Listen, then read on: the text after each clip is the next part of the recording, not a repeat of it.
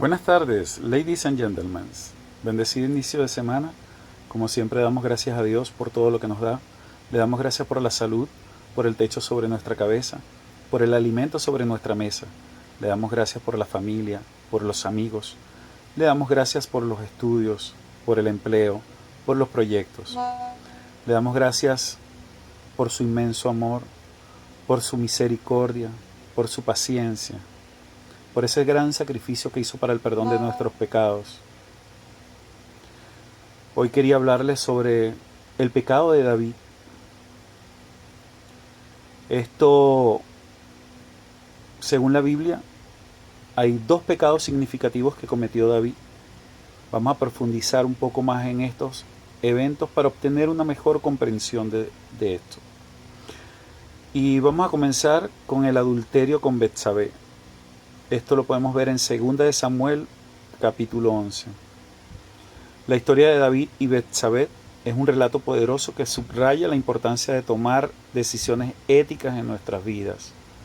Esta narración, que se encuentra en el segundo libro de Samuel de la Biblia, enseña lecciones valiosas sobre la responsabilidad, la tentación y las consecuencias de nuestras acciones. El rey David, una figura prominente en la historia bíblica, tuvo muchos logros a su nombre. Sin embargo, su encuentro con Betsabé revela un momento de fracaso moral que impactaría no solo su vida, sino también la de su nación. La historia comienza cuando David ve a Betsabé bañándose en una azotea. Y a pesar de saber que está casada con Urías, uno de sus más leales soldados, lo invade un deseo lujurioso. Él la llama a su palacio y finalmente se acuesta con ella. Cuando Betsabé queda embarazada, David intenta encubrir su indiscreción trayendo a Urías del frente de batalla, con la esperanza de que se acueste con su esposa y disimule la aventura.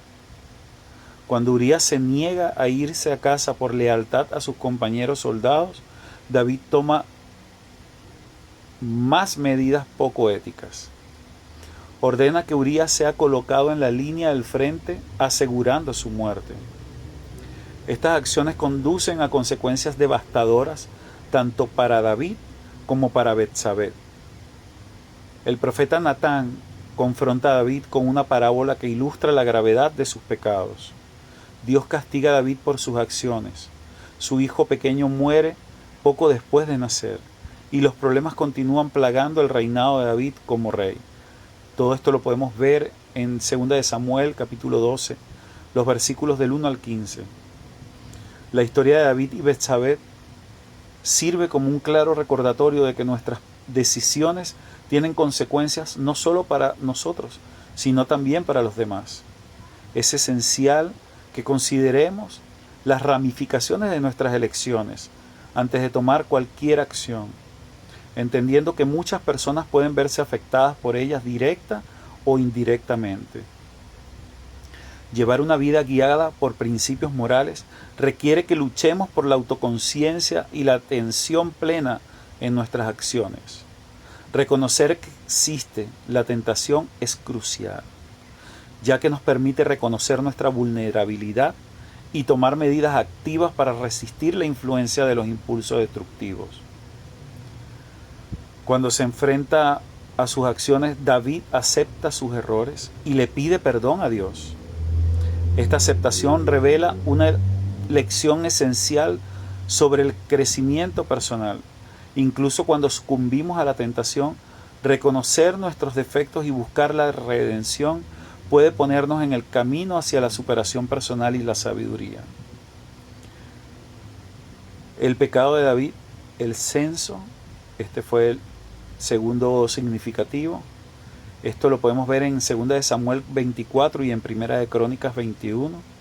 Encontramos otro relato del comportamiento pecaminoso de David, cuando eligió hacer un censo de Israel, contando el número de guerreros. Esta acción desagradó a Dios, porque reveló la falta de confianza de David en la providencia divina y la confianza en la fuerza humana. La historia del censo de David en 2 de Samuel 24 y 1 de Crónicas 21, ha sido un tema de debate entre los eruditos bíblicos durante bastante tiempo. Algunos sostienen que el censo fue un paso necesario para organizar el reino. Otros creen que fue un pecado. Este último punto de vista parece tener más peso por varias razones. En primer lugar, la Biblia afirma que la ira de Dios se encendió contra David después de que realizara el censo. Esto es una clara indicación de que el censo no estaba en la línea con lo que Dios quería para su pueblo. Además, el hecho de que el propio David reconozca que pecó al realizar el censo apoya aún más el argumento de que fue un acto pecaminoso. Y en segundo lugar, es importante considerar el contexto que rodea el censo. En aquella época David estaba en la cima de su poder y acababa de derrotar a varios reinos vecinos. Se podría argumentar que su decisión de realizar el censo estaba motivada por un deseo de más poder y control. Esto estaría en oposición directa a las enseñanzas de la Biblia, que enfatizan la humildad y la confianza en Dios más que en el poder terrenal. También vale la pena señalar que las consecuencias del censo de David fueron graves. Según la Biblia, Dios envió una plaga sobre el pueblo de Israel como castigo por el pecado de David. El resultado fue la muerte de 70,000 personas. Aunque es imposible saber con seguridad si esto fue un resultado directo del censo o no, ciertamente parece un duro castigo por un acto inofensivo de organización. Aunque puede haber cierto debate en torno a la moralidad del censo de David, está claro de que la Biblia lo retrata como un pecado. En última instancia, la historia del censo de David sirve de advertencia sobre los peligros del orgullo y la importancia de seguir la voluntad de Dios. Mil bendiciones.